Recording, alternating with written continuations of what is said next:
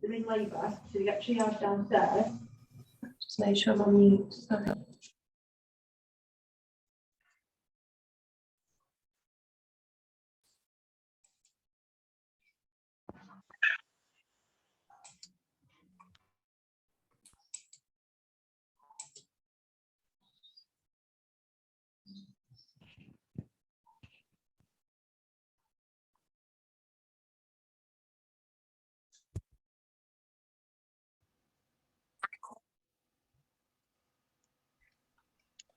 Good afternoon, everyone. We're just waiting a couple of minutes. We've just finished our very first webinar, and get our breath back and pitch in straight away. So we'll just wait for a few more people to join. Thank you.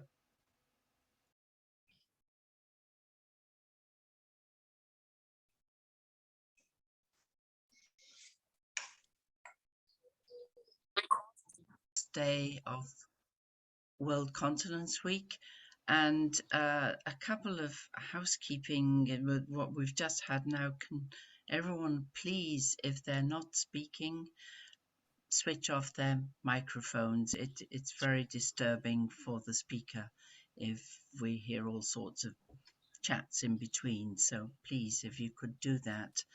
And then we've got 7 webinars in total this week, and we culminate on Saturday with the launch of the incontinence ecosystem, which is going to be quite an animated affair, something a little bit different from the rest of the webinars. So I do encourage everyone to join, and you'll see what we're up to on Saturday. I know it's Saturday morning. It will all be recorded. All the webinars will be recorded and will be available later. So without any more ado, let me move to the second webinar, Muvon Therapeutics, with whom we've now established quite a partnership with WFIPP. We have the co-founder, Dina Moore, who is going to tell us a little bit more about Muvon and what you're doing, and Marcus also. As I said, Dina's the co-founder and Marcus is the clinical study coordinator. I have to get your right title here, Marcus. So I think that's correct. I'm still fishing for it myself, yeah. But that suits. Thank you. All right, and you're going to explain all about Muvon, which is a company based in Switzerland, and a very exciting, innovative approach to female stress incontinence, and what you can possibly and potentially do for many of the female patients. I'm not going to say any more than that, because I think otherwise it's up to you to explain to us. So Dina, the floor is yours. Thank you. Thanks a lot. Thank you a lot, Dean. Marcus will share the slides, and then we can kick off.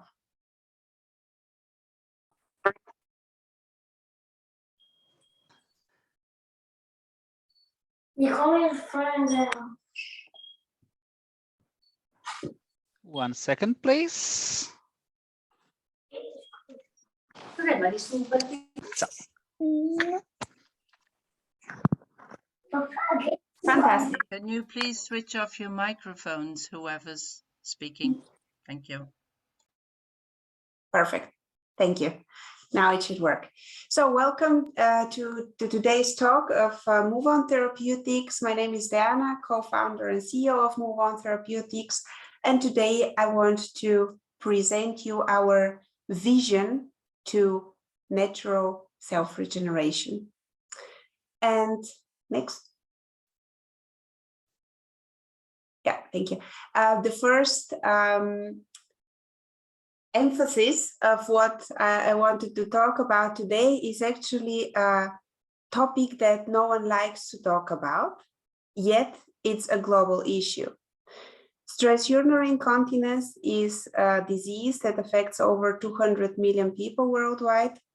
It's a very global disease. It affects every fourth woman after childbirth, also over 20% of males after prostate surgery.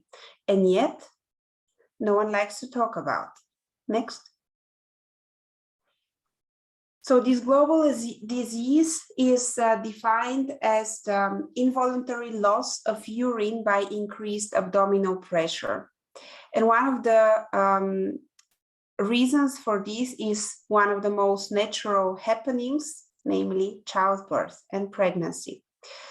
Thus, it is not only elderly people that are affected by this disease, but it's the peak of the disease with females is at the mid-40s, meaning exactly in the middle of their, can you please mute yourself, Deborah?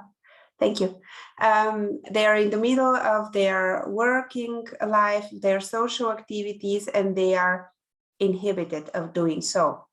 I don't need to convince you about the huge market that it costs both on healthcare and society, the cost that this is generating the disease, and the market is growing at a quite fast rate.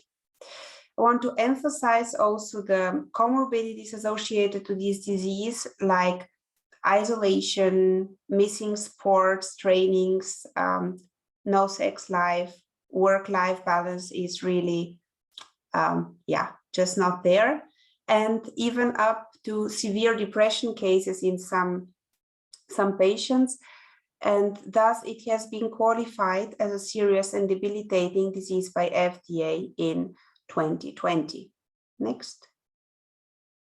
So what happens with these female patients is they get diagnosed with stress urinary incontinence, and they are they need to go to conservative treatment as a first-line treatment option.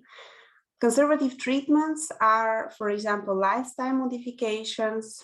If someone needs to lose weight, one example, to reduce caffeine intake, and physiotherapy.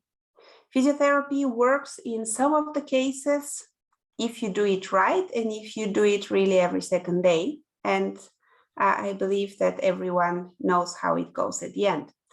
Thus, it leaves over half of the patients unsatisfied with the solution. And 18% undergo surgery, which is the last resort. The surgical options are consisting of bulking agent injections that have shown to have rather low efficacy, some of them also having safety issues, and they have to be repeated every 6 to 12 months. The gold standard being mid-urethral slings that are introducing basically foreign material into the human body, and they are basically just lifting up the urethra.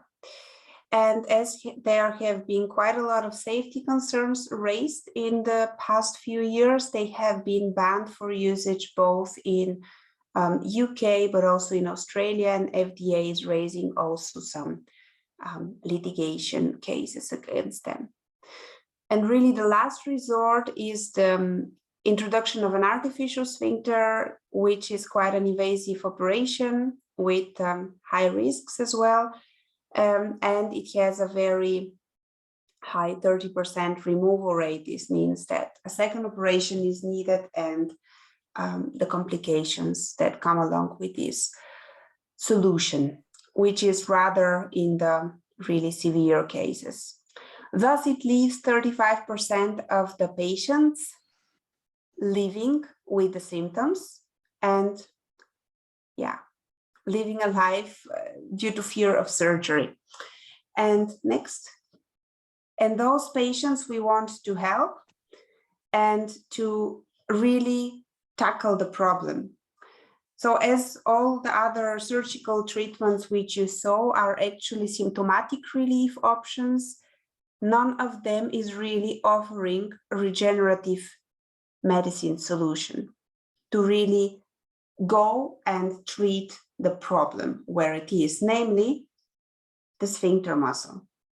And I'll talk more about it in the next slide. But first, I want to show you what the technology is, what we have. So we chose skeletal muscle, which is one of the parts of the sphincter muscle, which is holding the bladder closed. And we found a way how to isolate the cells that are responsible for skeletal muscle regeneration and multiply them and make millions and millions of them until we have enough for re-injecting into the damaged sphincter muscle, where they can build up muscle fibers, then they start contracting, and you have functional regain. Next one. And how it works after the cells are injected, they start aligning, differentiating, and forming new muscle fibers, as well as reconstructing the damaged ones. So we have really a personalized regeneration happening in the human body using patients' own cells. As simple as it looks like, it involves quite a lot of work and specialized and trained people who are managing this therapy to really reach the patients. And I'll talk about our clinical proof of concept in next slide. Marcus, thank you. Exactly. So we brought this therapy from really the bench to bedside, meaning for me, this journey started 10 years ago when I was showing the proof of principle in a lab setting. And afterwards, with one of our co-founders, Jenny, translated this into clean room setting, meaning what we did in a research lab needed to be done under the very, very clear and strong conditions, namely those good manufacturing practice conditions. So after the translation of this process, we were allowed by Swissmedic to run our phase 1 clinical trial with 9 patients. And after 6 months, after them receiving their injections, it's really super minimally invasive, we could see that there were no serious adverse events, no unexpected adverse events. The patients had a significantly improved quality of life and increase in muscle volume and strength in all 9 patients. This data was very encouraging for us also to continue this journey, and we founded also Muvon Therapeutics along the way, where we want to bring the therapy really to the patients and to ones in need. So we don't use any synthetics. We're minimally invasive at very low risk, no hindrance to childbirth, so you can get also pregnant after our therapy, no problem, and potentially offering a lifetime cure. Next. And what we did to analyze whether there is really need for such a treatment, we had to check what's out there. So we performed with a collaboration company, both interview with key opinion leaders and also with patients on the current state of the art. And you can read here in the quotes, current therapies only put band-aids on the problem. It still needs a long-term durable solution that successfully treats stress urinary incontinence. So both on the physician side, but also on the patient side, that stated, I can feel it, it's sharp and scratches, prevents me from leading a normal life. These are comments of patients that have received the gold standard treatment. And these really emphasized even more that the gap that we are targeting between physiotherapy and a surgery is really on spot. Next. And this was also proven by the next round of interviews, which we completed both with physicians on their opinion about our technology, about the need that is there, about these missing solutions for a large population of their patients, They find that it is a very good alternative to surgery, that it is in high unmet need, and that the technology is fascinating. On the patient side, we were happy also to hear the same positive feedback from our patients from phase 1. Here are some of the quotes. I'm completely satisfied. No incontinence. I also no longer need to use pads. A clear improvement in my quality of life and my well-being. Also that they would invite their friends to take part, meaning that they were really happy with the whole study round, and also that the really significant reduction in the pain that is associated in the reduction of quality of life. Next.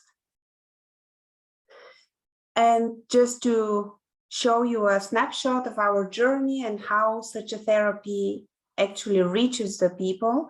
As mentioned, it is it needs quite a lot of consistency, work, and very motivated people. We're now a team of 12 people who are bringing the therapy to the next stage. It has been already 10 years that I've been working on it, and we are translating now from phase 1, where we treated successfully 9 patients, into a phase 2 setting, and have already secured the funding for it and are awaiting any moment to start to make more patients happy. And what about phase 2? Marcus will reveal the secrets. Thank you, Diana, and thank you, Lynn, for introducing me. So what's to know about me? I'm Marcus, and I'm basically the go-to guy if you're a patient or a doctor or have something to do with the clinical study. And that's what we are now showing you. We have, for the second phase, a monocentrical study here at the University Hospital in Zurich, and it's up to 70 patients that will be included. And one of those patients I will show you now. I call her Doris, and we'll walk Doris through the course of the phase 2 study, and I will tell you what to expect at the different parts and visits. So that's a short overall picture. We have a so-called baseline visit where we'll get the base data. I will explain every visit in detail a little bit later. Then it's taken up to 8 weeks. That's because of our status to get all the appointments done and organized at the hospital. Then you get your biopsy taken. After the biopsy, it's 4 to 5 weeks for the laboratory ladies and guys to get them cells together. Then there's an injection. And 1 day after the injection, we start in the follow-up part of the study where we check for safety and efficacy. And there's the distance between visits is increasing towards the end of the study. And the last visit takes place approximately in total 24 weeks after the injection, bringing the study to a total of 7 to 9 months per patient, depending how long you have to wait till I schedule all your appointments. So let's have a closer look at the baseline visit. What you can do to get to me is we have a so-called pre-screening. That's if you get a poster or a flyer or mouth-to-mouth propaganda, basically somehow hear of us, and you will find a website, which I have to admit is closed till the study starts. But there you can go through a pre-screening questionnaire, which asks some of the inclusion, exclusion criteria you are able to answer without a doctor being present or without a blood check or something like that. It's basically a low criteria checker for participating. Are you female? How old are you? Etc. pp. If you make it to me, you contact me with a phone and we'll schedule appointment at the study center. That's where you meet our PI or a co-investigator. Oh, sorry, yeah, I got over that. Then we will check for the rest of the inclusion and exclusion criteria. I will talk about them a little bit later. We do a general checkup so that we can assume your health is okay. We do baseline measurements. This includes a bladder diary, a PET test, and electronic patient-related outcome measures, which I will also talk about a little bit later. And we will schedule an MRI and urodynamics. This is important for the baseline measurements and at the end for the outcome efficacy. I will also talk about that in the corresponding point. So for the patient-related outcome measurements, basically we try to make it as comfortable for the patients as possible. I'm still working on streamlining everything. I keep on streamlining everything as long as I can. So you can take your phone, you will get an email from me, and there will take your questionnaires and your quality of life and degree of suffering wherever you are. I just want to assure that people take a few minutes in quiet to answer all the questions. That's and don't do it in the car or something like that. Okay, we do the baseline measurements from the bladder diary and the PET test that I won't do electronically, because for the PET test, I obviously need the PETs after they are wet. And the bladder diary, I will keep it just for regulatory safety evaluation in paper-based forms. For the MRI and urodynamics, that's safety and efficacy assessment, meaning we screen for the increase of the sphincter. You can do the diameter or the functional sphincter length, which we can both measure with this stuff, and we can compare it after the study and can see, as in phase 1 happened, an increase. So I've talked a little bit about that there's inclusion and exclusion criteria. For the inclusion, we have normal female patients till now. We are working to do a man study as soon as we are capable. So we're just focusing on the female patients now, 20 to 65 years. You have to have suffering from SUI for at least 6 months, tried at least one conservative treatment.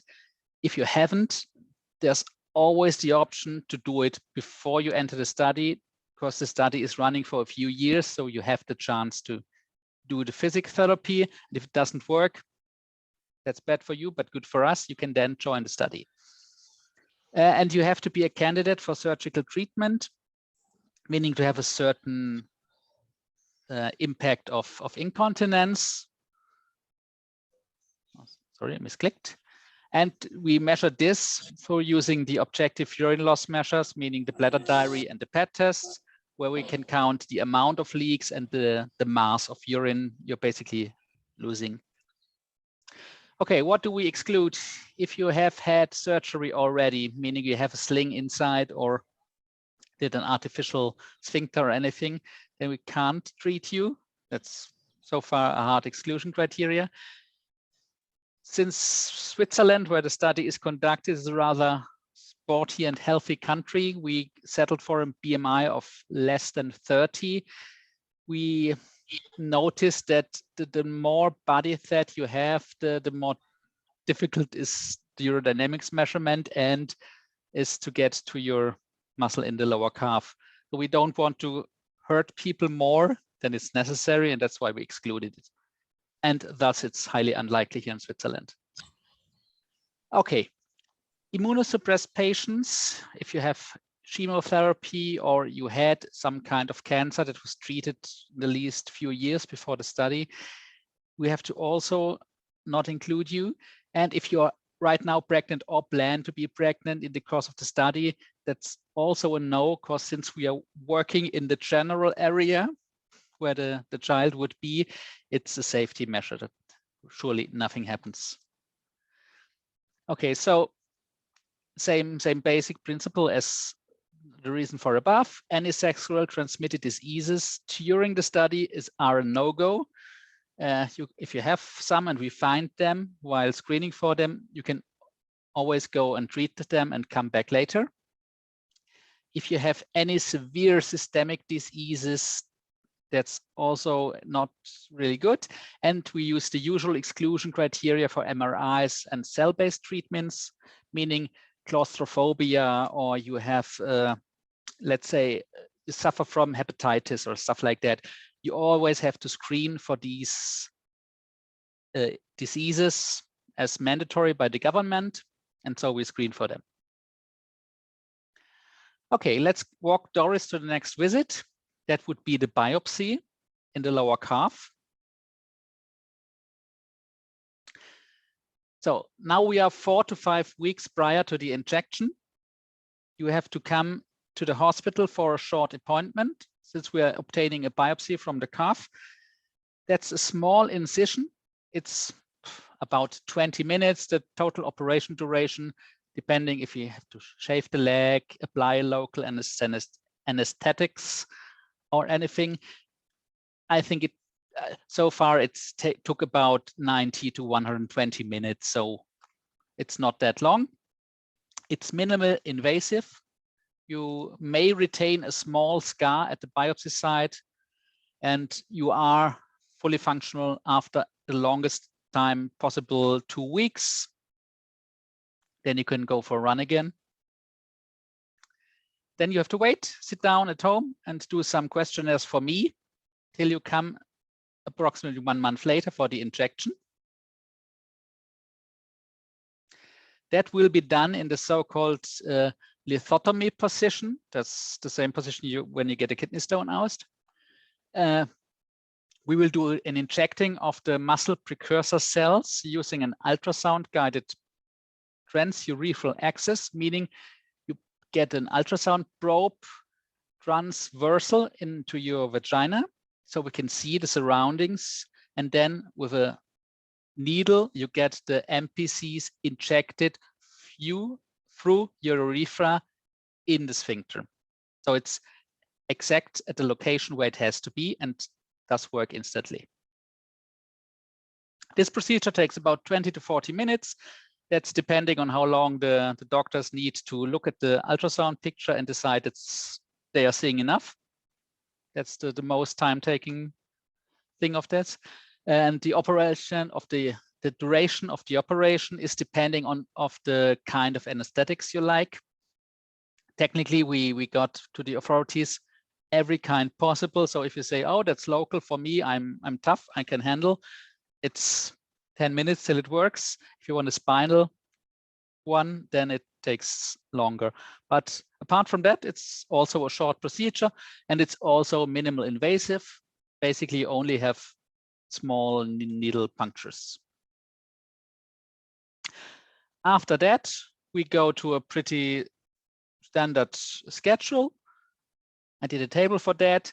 So basically on every visit after the injection, that's 1 day after, 4 weeks, 12 weeks, 24 weeks, we do a safety evaluation, meaning is everything all right in your nether regions? Is there any inflammation or not?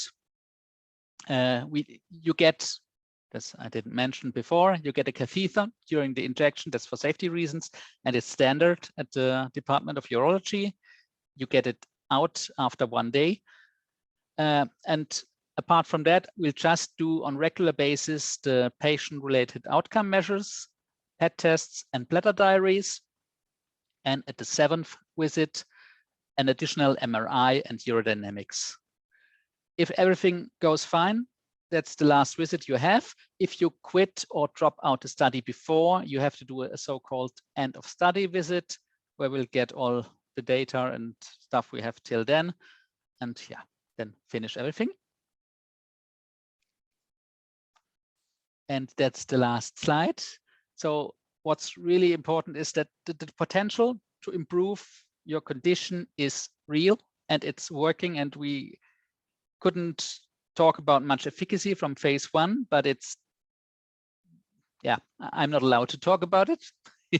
But it's a good thing to study, and I really would encourage you to join us and visit me at the hospital in Zurich. And I'm also the one that talks to the patients from phase 1, and it's really nice to hear what they have to tell. So one woman told me she could do garden work for 2 hours on her knees, get up again and don't lose anything. So that's cool. If you want more information, please do not be shy. Contact me or visit the website, but please not the study website. And this will only be online when the study starts next month. And yeah, if you have any questions, feel free to ask them now. We have, I guess, yeah, a lot of time, 25 to 30 minutes. And if you can't answer anything or it's a long question, you just write me an email or Diana. So thank you very much for your attendance. I'll open the floor. Thank you very much, Marcus and Dina. And this is obviously innovation in the extreme, as we know. And I think there probably will be, it's a lot to think in. And for me, if I look at this, I can see what you're doing, where you're going. How would somebody based in Germany, for example, get in touch with you, or how could the logistics, what's next, just a few of the practicalities, because of course you're based in Switzerland, so are we talking only about the Swiss population or others, or how? I'm sure there must be and there will be some burning questions, even if they're not here right now during the webinar, but maybe you can answer those. May I? Sure. Okay, so far, yes, you have a clear disadvantage if you not live in Switzerland, because we are only concentrated in Zurich for the phase 2 study, since we are monocentric. If you really have the need, I can encourage you. We have a nice lake in Zurich. We have also a lot of hotels, so you might come for your visit on a regular basis, if that's possible for you. If not, then we are open to whole of Europe after phase 3. We are going to expand to a multicentric study, and the plan is so far to get in more countries in Europe and even, if possible, to America. But Diana might do more about the future. I wanted just to add on, Please, even yes. in phase 2, we are allowed to include patients that are from the surrounding countries, if the language barrier is allowing it. So for Germany, it shouldn't be any problem. So if there is willingness to travel to our center. And Marcus was absolutely right, and on spot, that for phase 3 we're going international, both in Europe and the US, and then the centers would allow really from multiple centers to attract the patients and to treat more of them. Okay, then I think we need some timelines for people to have an idea what we're talking about. So perhaps you Well, can. timelines. It's currently it's a bit difficult to set good timelines, as we have learned the past 2 years and the past 3 months already. But our vision is that we can start our international phase 3 trial in about 2.5 years. Okay, that's clear. Anyone else got any questions? Of course, this is very new and novel to most people who aren't familiar with this kind of innovative potential therapy and what have you. So I think it'll need quite a lot of time to sink in, and obviously the message has to be out there. I mean, that's the reason why we're doing the webinars in this format this week, to give people a chance to find out what's new there. And in fact, it just occurred to me that if you're talking about bladder diaries, most bladder diaries are cumbersome and bothersome, and people get fed up with them, yes, and they sit in the car park 2 minutes beforehand and think, oh yeah, I've got to tick this, or I've got to put a cross against this.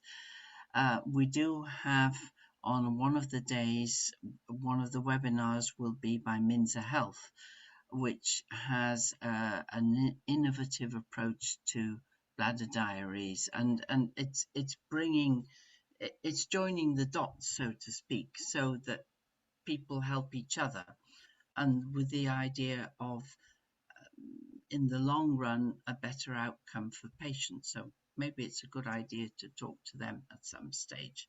Already joined the thing. Oh, you have? I mean, I'm not doing any promo for them because we're completely neutral from that angle, but I'm just talking about Bladder Diaries. I know that they're a pain. Yeah.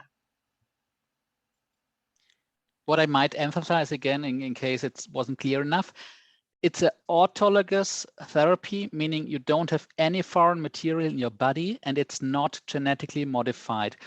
All we do is tell the cells you have to work elsewhere. That's basically everything. We irritate them a little bit and say, yeah, you work there now. And then they do their charm. We are not vegan, that I always tell the patients, it's for sure. We use bovine something in the process for the cells, but apart from that, we could use that for marketing reasons too.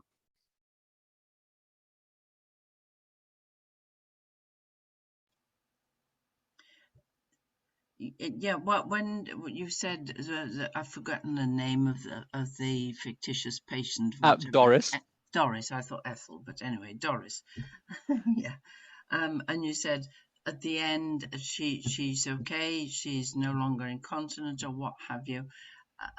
I mean, what's the sort of follow-up procedure there? How does that work, or how will that work? Yeah, so for the phase 2 study, as for the phase 1 study, we had the mandatory follow-up for 6 months till the visit 7 of the original study schedule. And after that, we offer the patients the chance, or we ask if they want, to get in a second follow-up study that's taking 5 years to generate long-term data. That was Diana mentioned in the earlier slides with the 12 months measurements. The longest we have is 16 months right now, and it's still working so far. So no degeneration of the cells we injected, or still the same standard level than right after the treatment. So if you want to participate in the follow-up study, you would have to be once a year in Zurich for a smaller measurement. So we don't do urodynamics, we do a urologic pressure profile to get the essential data out and don't do too much.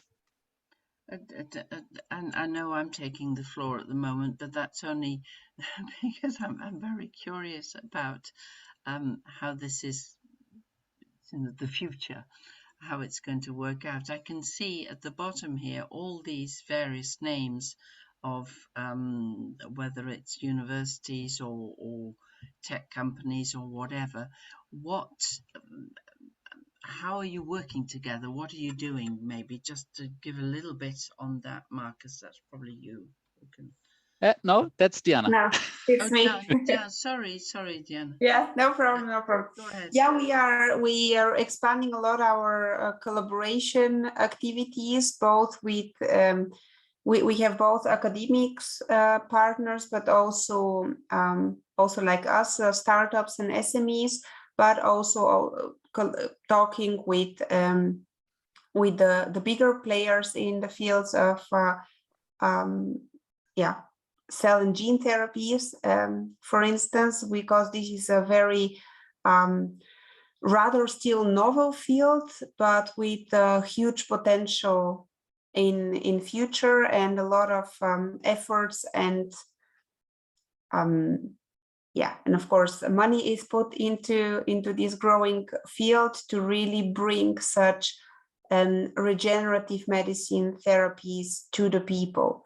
And of course, to be able to offer such really personalized medicine, and I'm emphasizing on this because we are really envisioning this to be a personalized treatment for from the patient then to the patient back. And we want to enable such technologies to be really in daily life. And these will be only possible if we can significantly also reduce the production costs for such therapies, that we can then scale up everything that is needed for this therapy to be offered at an affordable price and to be reimbursed, but also if need be, that patients can pay it also out of pocket. So this is the aim. Yeah, I think there's such a lot going on, and you mentioned it now about the other sort of procedures there are for slings and meshes and the like, and we all know the controversies that are out there, and of course it's very difficult to, because in some cases these procedures do work for patients and for others they don't and have disastrous results, and it's trying to sort of align and match and see how one can reach an equitable solution, and I can see that what Muvon's doing is in the thick of all this, literally, and looking to the future. So what I would suggest also is that we sort of keep track and that we watch very closely what you're doing and that you feed back. We can always put stuff on the website and so on about it. And also that we had Margot mentioned that the Minza Health webinar is on Thursday at 15:30. So it might be quite useful to see what they've got to offer in terms of a practical solution for bladder diaries and the like. Okay, anyone else? As I say, I don't want to be the one talking all the time. I saw one question from the yes. audience that whether the STD exclusion criteria are for current infections or any history of past infection. Is only for current. If you have had it a couple of years ago, it's absolutely no problem. Okay, good. Right, well, as I say, you can always ask questions, or the presentations will be there. So that's day one for us for World Continence Week.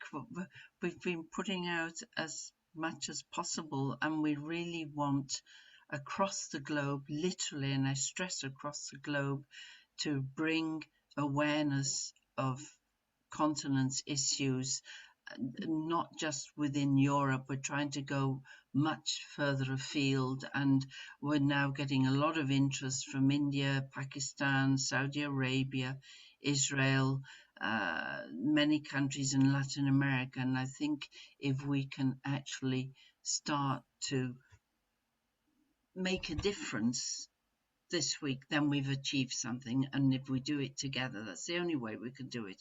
We can't do it alone. Certainly WFIPP can't. We're just a little pawn in the bigger sense. Okay, thanks again. The sun's shining here in Holland, so maybe a little time for relaxation after a busy day. Thanks everybody, and bye-bye. Thank you. Thank you, Bye. Lynn. Thanks for organizing. Thank you. Bye-bye. Bye-bye.